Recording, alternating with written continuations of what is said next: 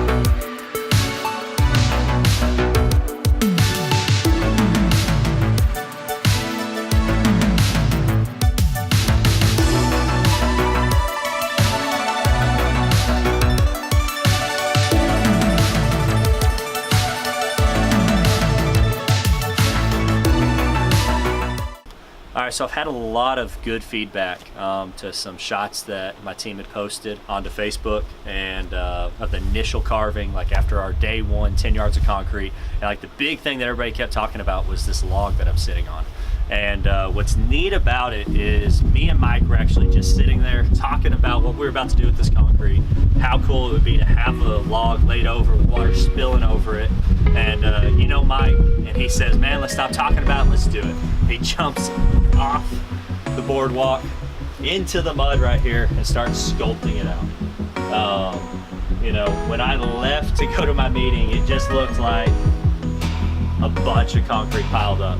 And when I came back, this is what he came up with. Absolutely amazing. A ton of talent.